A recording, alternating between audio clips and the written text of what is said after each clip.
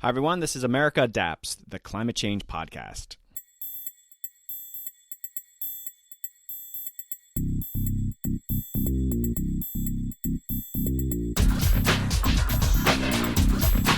Hey, Adapters. Welcome back to another exciting episode. In this pod, I'm joined by Dr. Alizé Carrere, a recent doctoral graduate from the University of Miami, whose groundbreaking research explores the concept of climatopias, an innovative blend of climate and utopia. Alizé will share the fundamentals of climatopias and how you can integrate this type of planning into your adaptation work, from defining climatopias to categorizing their types. Projects that fortify, float, force, reduce, reuse, and retreat, Alizé unpacks the transformative potential of these aspirational designs. She also introduces a thoughtful framework for evaluating these climatopias, ensuring they balance effectiveness, justice, and feasibility. Yes, if you're doing on-the-ground adaptation, you might consider a climatopia to help steer your work. Okay, upcoming episodes. The General Accounting Office joins the pod to share a new report they have making recommendations to Congress for adaptation planning and investment. Dr. Jesse Keenan also joins that episode and takes a deep dive in the report. And I'm returning to Washington, D.C. for the U.S. Department of Defense Energy and Environment Innovation Symposium. You'll hear about some of the latest adaptation research DoD is funding. Great stuff is on the way. Okay, adapters, before we learn about climatopias, let's take a journey to the American prairie and see what exciting conservation work is happening. First off, I'm excited to share that I've joined the Planet Wild community.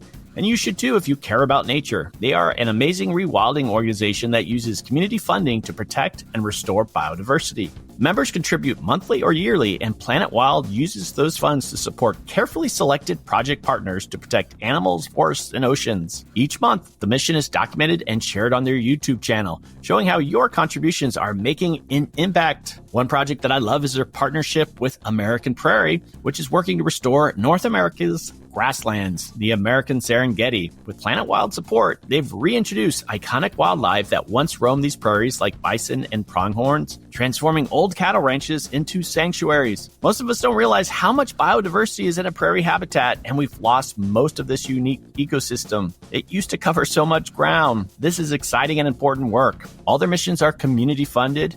If you're ready to see action instead of just words, you can become a member like me, contribute any amount that feels right. Plus, I have a gift for you. The first 150 people to sign up will get their first month paid for by me. Yes, you heard that right. You'll make a tangible impact protecting nature in the first month. To claim your first month, click the link in the show notes or go to planetwild.com/AmericaAdapts and use the code America11. Go to planet.com/AmericaAdapts and use the code America11.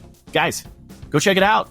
Look at all their amazing videos. It's incredible wildlife storytelling. The links are in my show notes, or look for Planet Wild on YouTube. Okay, let's discover the fundamentals of climatopias. Hey, Adapters, welcome back to another exciting episode. Joining me is Dr. Alizé Carrere. Alizé is a recent doctoral graduate from the University of Miami, a filmmaker and an educator, and is here to talk about her latest research on climatopias. Hey, Alizé, welcome back to the podcast. Hey, Doug. Great to be here. You have been on twice before, but I think we had a whole full episode, but it's been a while for that. But first off, just congratulations, because you just recently finished your PhD, right? Yes, I did in August. Thank you. Feels good to be done. Yes, that's a big accomplishment. And it's exciting. You moved somewhere. So where are you calling in for this episode?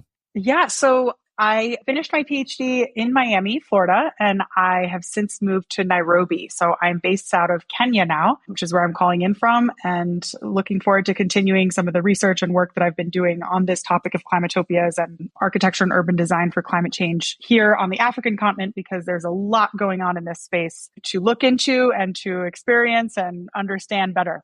It's been a little while since you've been on for that full episode where we talked a bit about this PBS series on adaptation that you were the producer and you're starring in. And then we talked a bit about climatopias, and that was actually a really popular episode. I still get a lot of downloads for it, but you have completed your PhD and you have published 2 academic papers on this topic. But let's ground people. I have a lot of new listeners and people who don't remember so much. What is a climatopia? And let's share a couple examples before we dig in. And we're really going to discuss the process of the climatopia and even how you might create one. Yes, great. A climatopia is a concept that I've spent the last 5 years defining and putting forward at the intersection of the adaptation science and architecture and urban planning fields. So the word itself, climatopia, is a portmanteau of climate and utopia.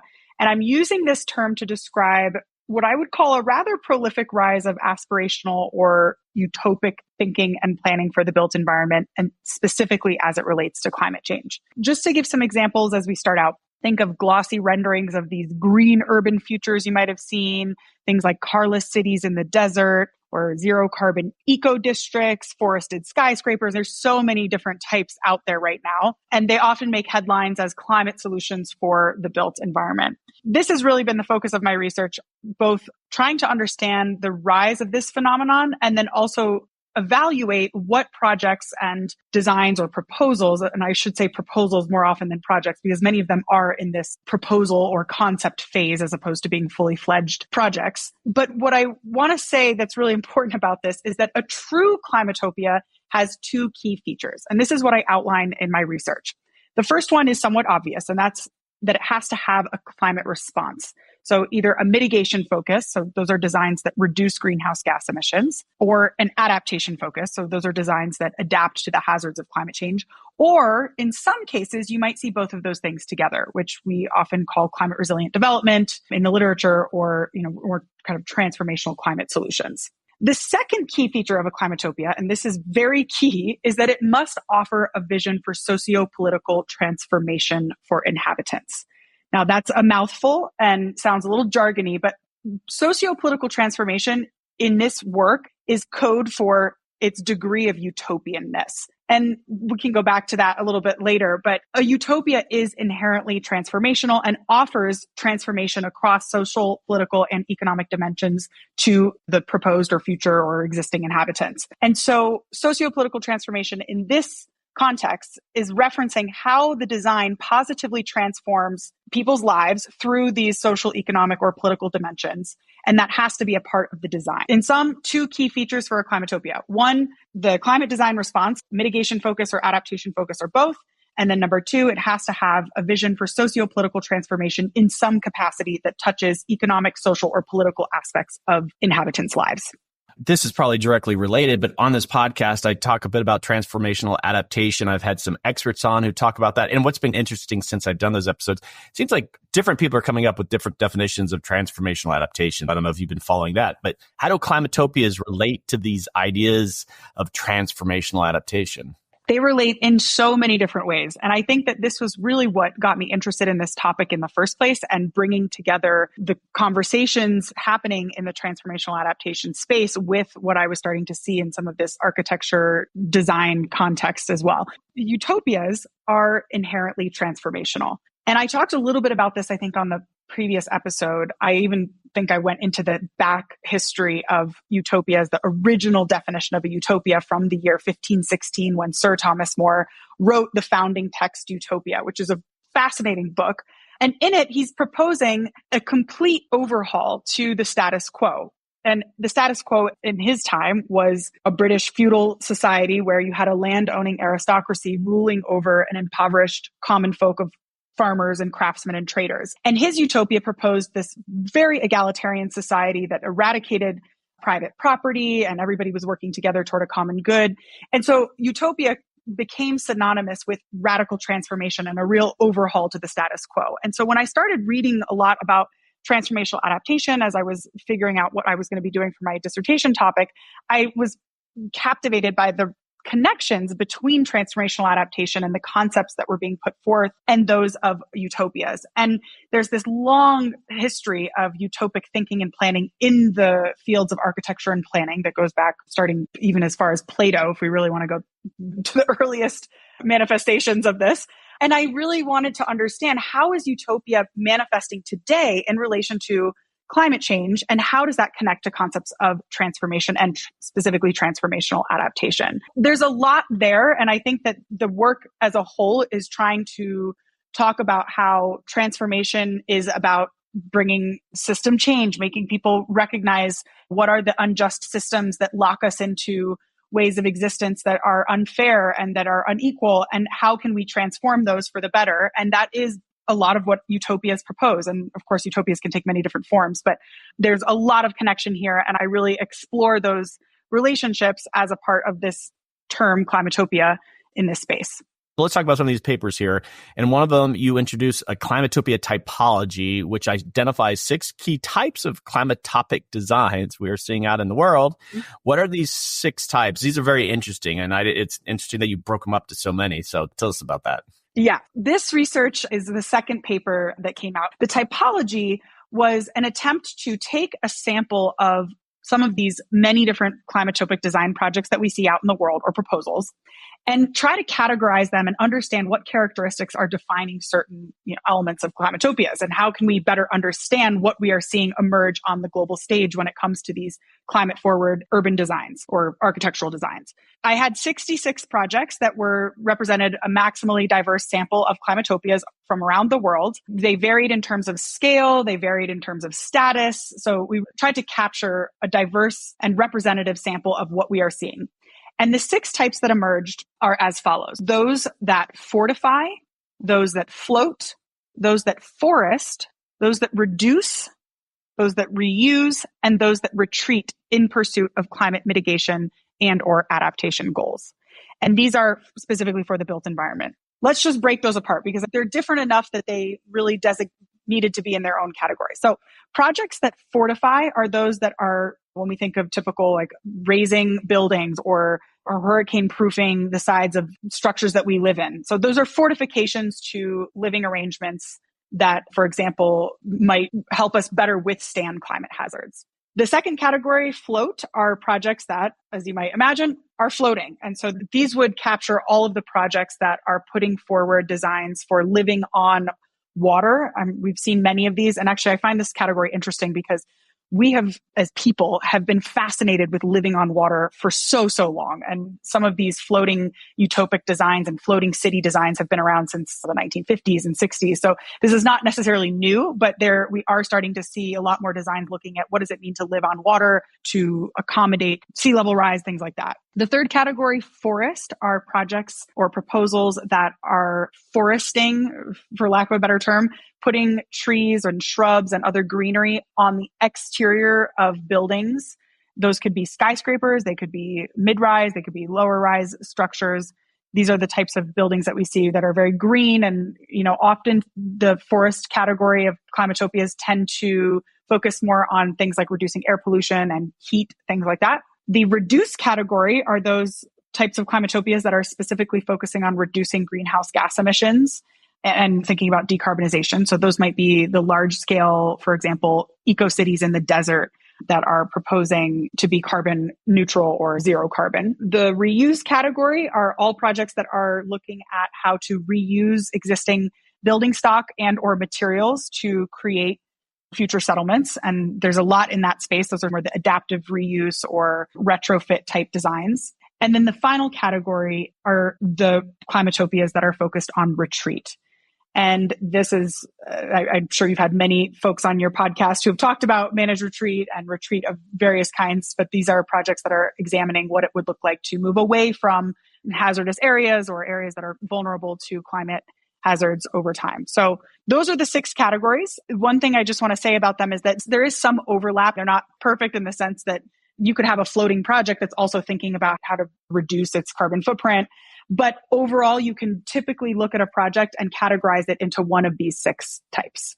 This is very interesting. And going back to the whole transformational nature of what you're talking about with Climatopias, looking at these 6 things, if you had to choose a couple of them, which ones are most transformational? And I look at these, and to me, creating a Climatopia, it would probably include sometimes most of them, if not all of them. Right. So yeah. I guess I'm not getting that, though. So you've broken them up into separate ways that you would get there to a Climatopia, but I'm assuming that they would sometimes work together.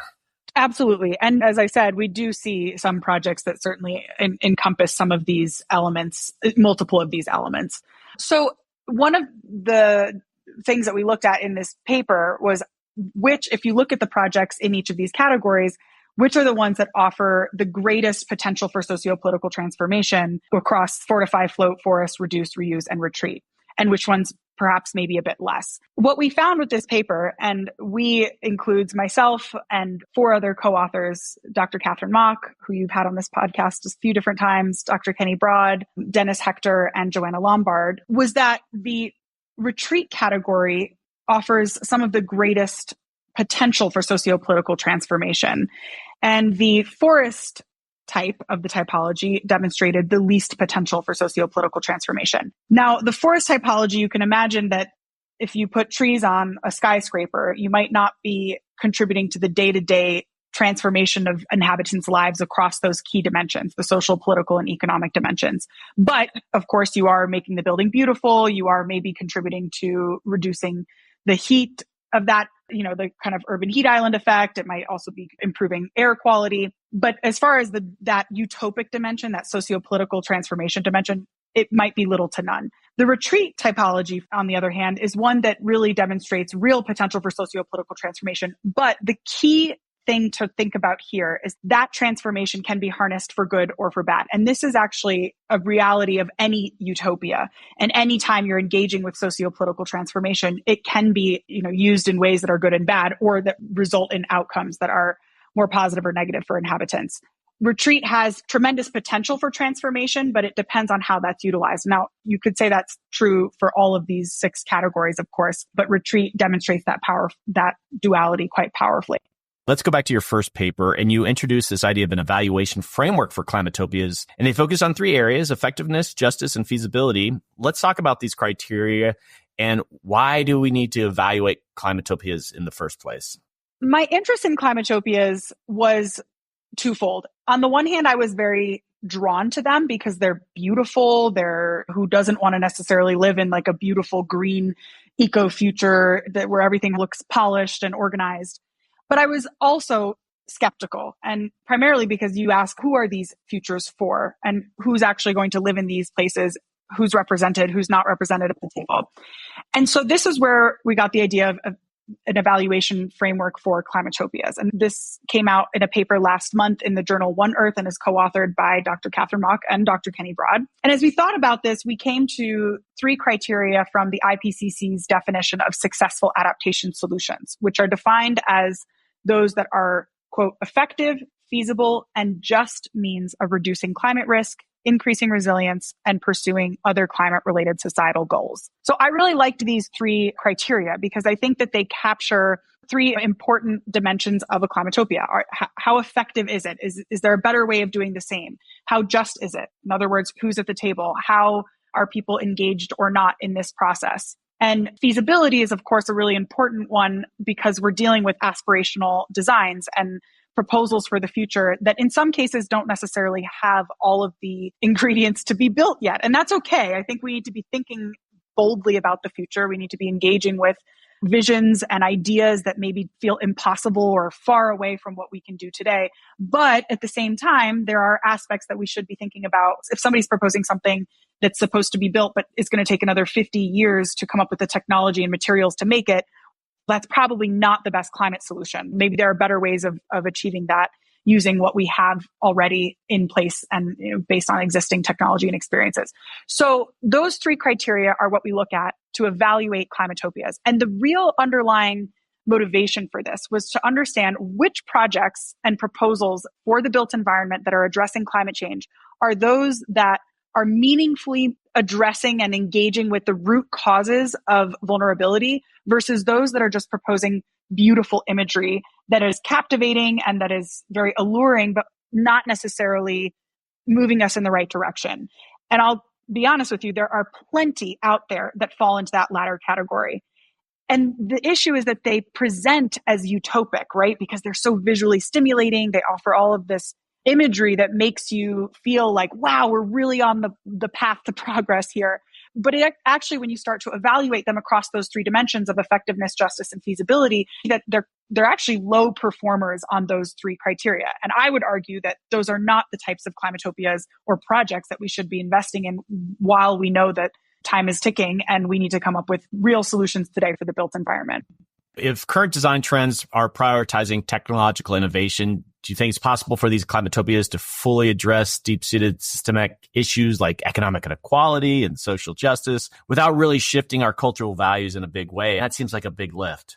Yeah, I do believe that there are examples out there today, living examples, completed examples, built examples of climatopias that are pushing us to think about our daily behavior and customs and traditions and norms.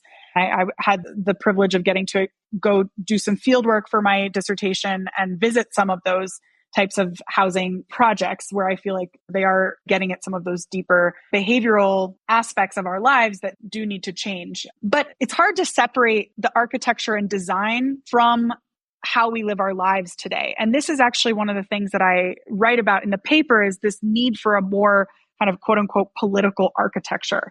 And this is a controversial statement because a lot of people will say political or ideological architecture and design has gotten us into some real trouble in the past. And many people would even say that's where some of the utopic thinking and planning of the 20th century, and specifically, let's say the modernist period, really struggled with that and landed us in some places that we might not be so excited about today, or we certainly wouldn't endorse today.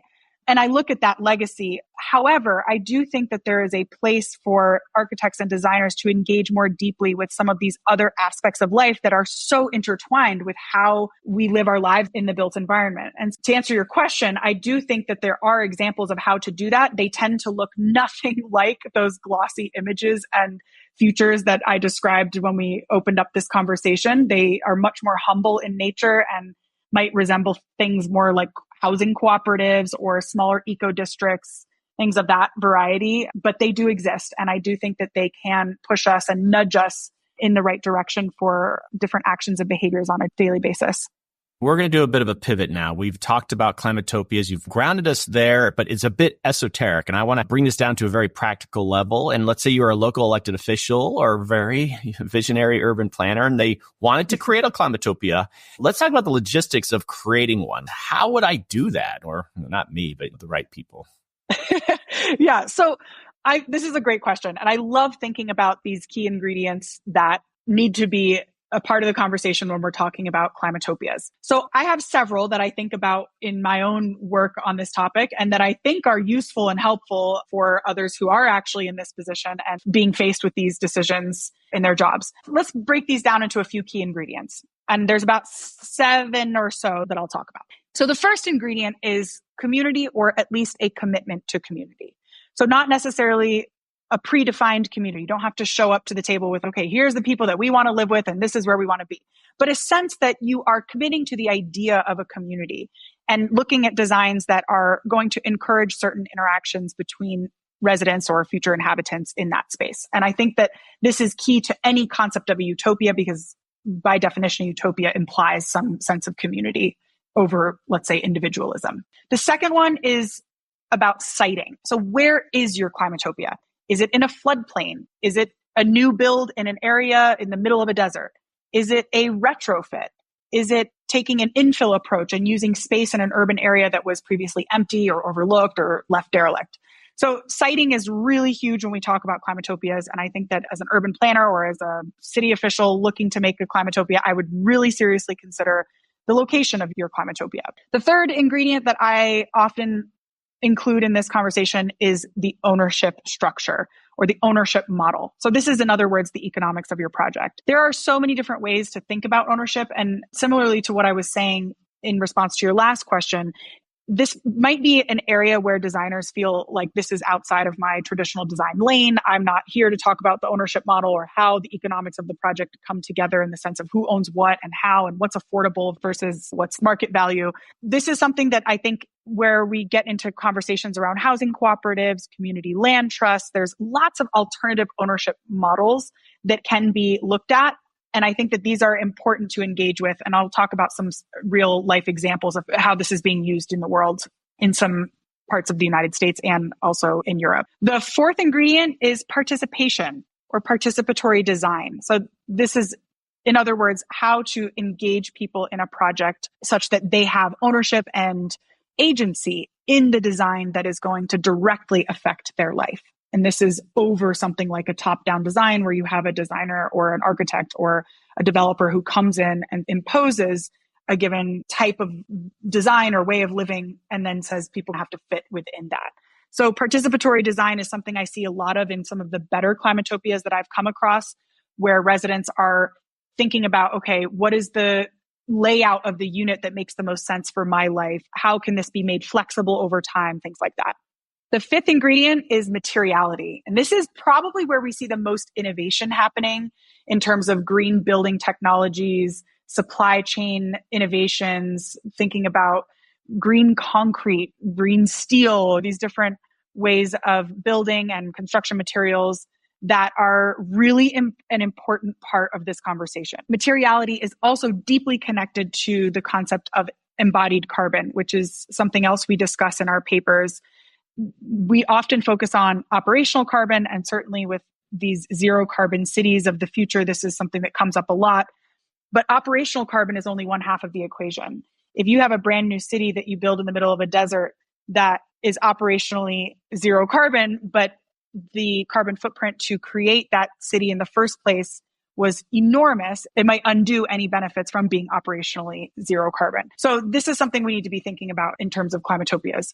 The sixth ingredient I would bring up is governance. And this relates to that concept of a more political architecture. Like, how is your city, how is your climatopia governed? Who's participating? Is it transparent? Is it something where people feel their voice is being heard? And this gets beyond the field of design per se, but it actually engages with meaningful aspects of our daily lives that have to be considered when we're talking about creating a climatopia. And then the last one, which is really important, has to do with maintenance and monitoring and longevity of your climatopia. I think we're quick to build designs today that don't from the outset think about the life of a given building or community.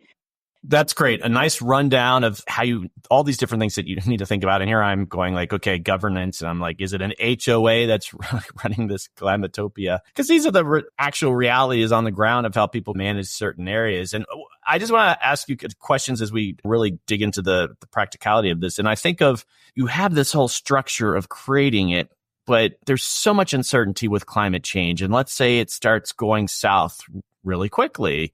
And how have you prepared for that in your research? Because by definition, climate is changing and it's evolving. And will this built environment, this climatopia, be able to evolve with it?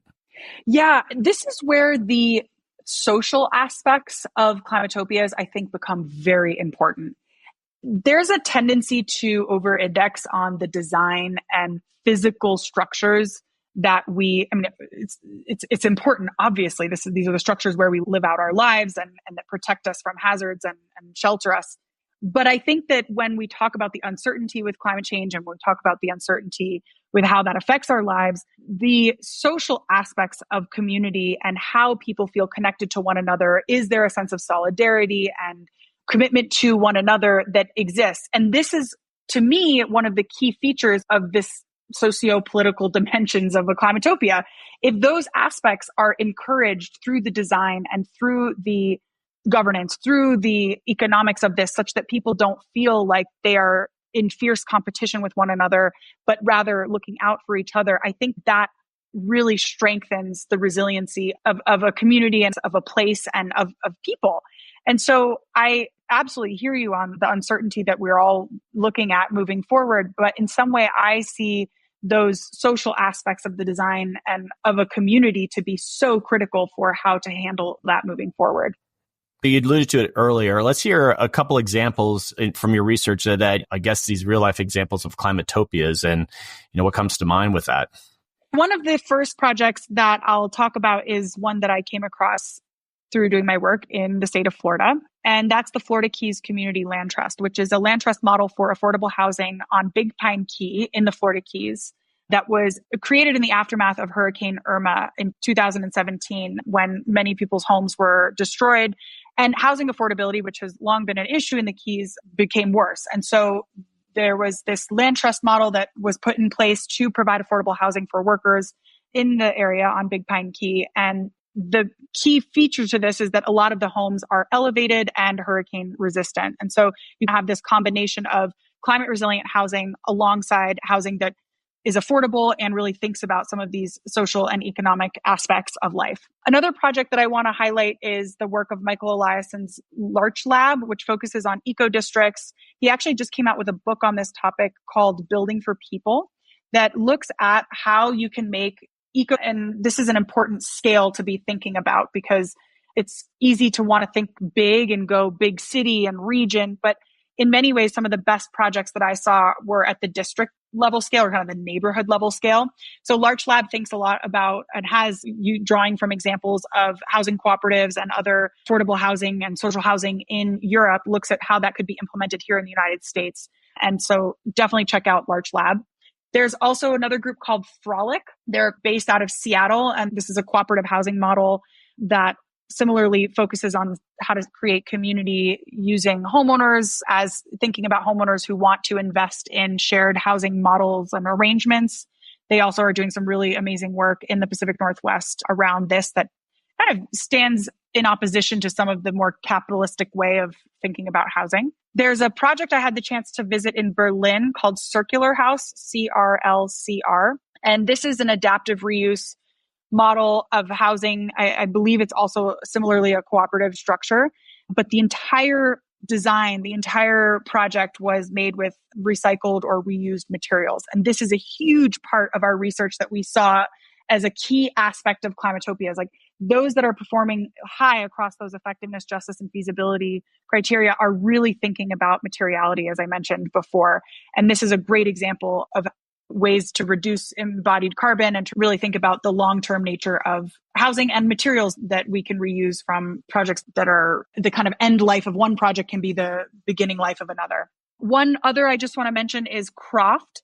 They're a biomaterial. This is also very much focused on materials. It's a company based out of Maine, and they're looking at biomaterials, specifically prefabricated panels made with organic materials that are carbon sequestering, like true, not just carbon neutral, but carbon sequestering panels that can support building construction in ways for the future that offer far more sustainable options to some of the concrete, steel, and glass materials that we so regularly use. And then just to end, I want to mention a project that I think would be one that many people might criticize, and including myself, but I'm very interested in it because as far as Climatopia goes, it's actually thinking a lot about those three dimensions of economics, social aspects, and the political aspects of life. And that is the future city project called Tolosa, which I think at this point still doesn't even have an exact location, but it's somewhere in the potentially like Nevada, Utah area,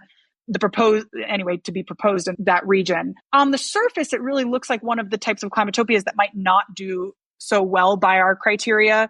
But when you look at the website and look at how they're approaching the design, it is a new build. And obviously it is in a desert ecosystem, which is a challenging area when we're thinking about the fact that temperatures globally are rising and what does it mean to live in an area that's water scarce. But the aspects of community engagement, participation, transparent governance, there's a lot of different dimensions of a kind of quote unquote utopic future that I think they are engaging with. And so we'll see what happens with it. But I think it's an example of a project that does engage with these dimensions that we care about when we talk about real Climatopias, and that I would encourage people to think about because I think it is an interesting example that offers us those considerations. So all right, I want to just ask a question about one of those, the Florida Keys. And so this concept of an evaluation framework, if you think about Climatopias, and is it part of your process that you think about a Climatopia in the context of its surroundings? Because to me, building a Climatopia in the Florida Keys is almost just it's of course it can't be a Climatopia. We should be talking about managed retreat in the Florida Keys. And here they are at a very micro level talking about they're doing all the right things. Hey, that's great. But in the big picture, should you really be doing this in an area that the sea level rise models are just, it's not good? Ooh, oh my gosh. This is a very tough question. And I won't pretend to have the answer for you because it's, as I mentioned, one of the key things to think about if you were thinking about creating your Climatopia is the location, the siting of it. And I couldn't agree more with you that this talking about building hurricane resistant homes in a highly vulnerable area, an increasingly vulnerable area too, as we think about the future, is problematic. I guess the kind of pragmatic part of my brain, it's not the most utopic side of my brain, would say, we know that in some ways, though, that people are still living, there are still services, people have lives that are playing out in important ways and generationally too. Part of these conversations that we're going to have is that we're going to have to break those cultural ties that people have with the land, with what's climate change and what's coming, and what are some of the processes to help with that. It's not going to be easy. And yeah, I'm like managed retreat. I think there's a lot of uncomfortable conversations that have to be had there, but they have to be had. That's actual transformational adaptation, is that we're thinking these big things. I'm going to pivot a little bit more. I think of what you're just describing here, and in the society I want to live in, it would be fantastic. But I think the United States is so poorly designed to do this kind of thing. You think of the big cities and where they have better visions and I think they get along better. Does your research take into account, let's say, rural versus urban areas? Because in the United States, we've turned individual freedom into a religion, and it goes against so many things you have here listed. This is how we would do this. And have you thought about that? Because there's just some areas that they just probably can't cooperate like this. Mm-hmm. Yeah. And I wouldn't necessarily say so much even the rural urban divide, because I think that even in urban areas, we see just this hyper individualization and compartmentalization of people's lives in many ways, sometimes even more than in rural spaces. But I do think that this notion of community and what it means to be more in cooperation with one another as opposed to competition is part of the broader behavioral changes that would have to accompany some of these types of designs. But I think I'm optimistic that good design can help support that. I think many architects and planners would agree with that architecture and good design has an ability to encourage us in certain ways, in certain interactions. And so long as we design our spaces with picket fences and individual car parks and houses between one another that don't ever have a reason to interact with one another, I couldn't agree more. That individualization of people's lives is going to continue to progress, or just say as is. So this is where I actually see a real role for designers and thinking about what does more community-focused design look like without I'm not saying we all need to live in a commune, but I am saying that there are ways to design that can take into account different configurations of living. And that's what some of these groups are doing, like Frolic, the one that I mentioned, and even some of these housing co-ops. I think some people, when they think of a housing co-op, they think of, okay, everyone's sitting around the bonfire together. But no, there's plenty of housing co-ops. And I saw many of them in Europe where people have their own, it's not like everyone's got their own kitchens and their own homes, but then there is a communal space. There are shared laundry facilities because not every unit needs a washer dryer, right? At any given moment, our washer is only ever in use a few times a week. So I think those types of changes and can encourage us to have different relationships with each other and with our cities and our surroundings around us that I think are meaningful. Let's wrap up this to broader conversations about climatopias. And I'm thinking of just a small community is thinking about doing a climatopia, and they're at a planning meeting and they're speaking and they're trying to advocate for a climatopia. Tell us why we should care about the rise of climatopias. Climatopias are proliferating, but there are also many so-called climatopias that are proliferating. And in fact, I would almost say there are more seeming climatopias out there than those that are really truly engaging with these deeper forces that we care about when it comes to climate risk and vulnerability. And I think we need to care about climatopias because so many projects are presenting as climatopias when in fact they are, in some cases, even doing more harm. So they might say we're offering this visionary future where nobody has cars and everybody's going to be living in this perfect Shangri-La. But that's actually pulling us away from where we need to be heading, because those might be projects that are being peddled by high net worth individuals who don't actually, at the end of the day, have the best interests of people, vulnerable communities in mind. And this work for me is a way of figuring out who's really making moves in the space of reducing climate risk and thinking about our collective futures.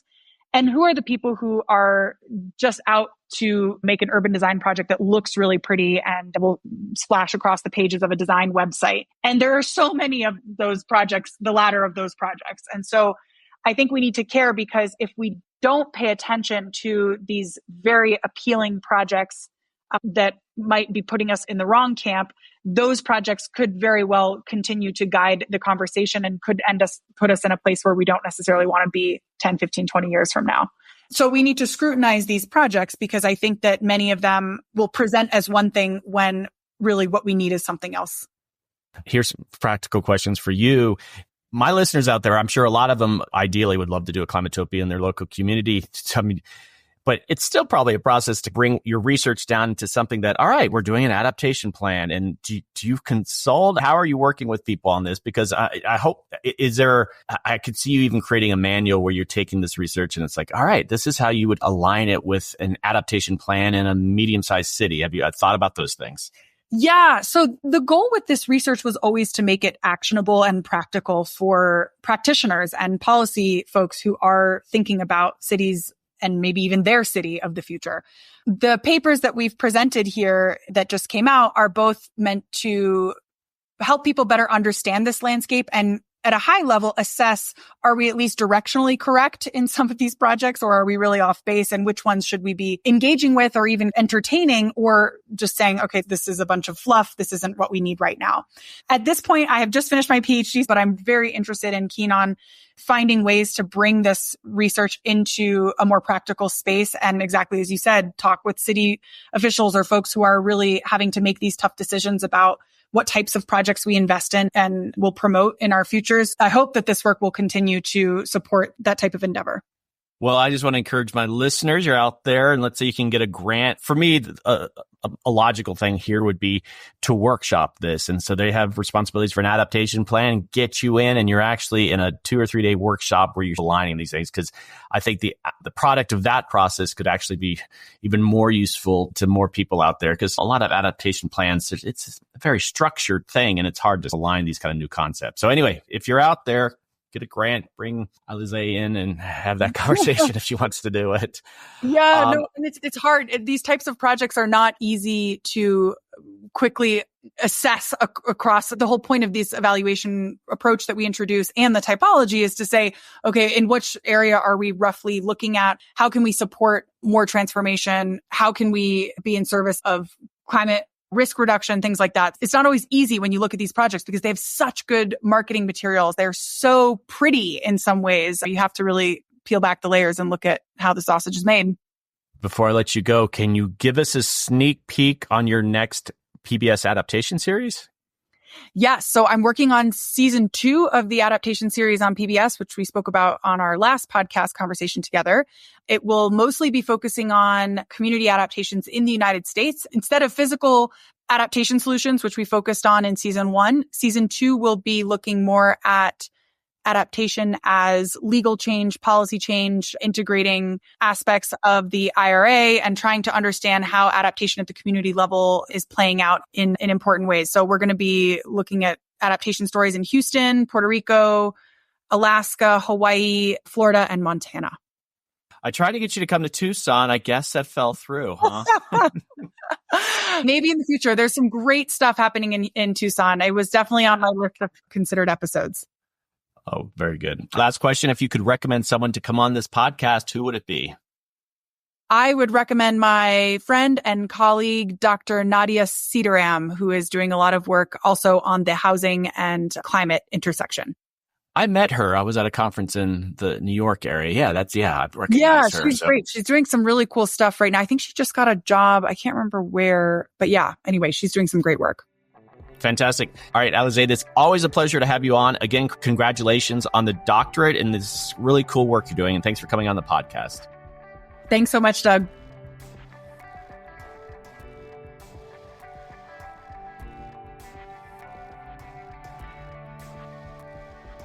Okay, adapters, that is a wrap. Thanks to Alizé for joining the podcast. It's always a treat to have Alizé on. I highly recommend you dig into her research and see how it can be relevant to the adaptation planning you're doing. Also, she wasn't able to spend that much time on it, but there are case studies to learn from too. Take a look at those and see how they might align with the work you're doing. It's definitely a big ask to get this sort of coordination, but as Alizé and I discussed, we're going to need transformational adaptation to meet the challenges of a changing climate. I appreciate people like Alizé thinking big and quite frankly, positively about the opportunities out there with adaptation. Take a look at her stuff in the show notes.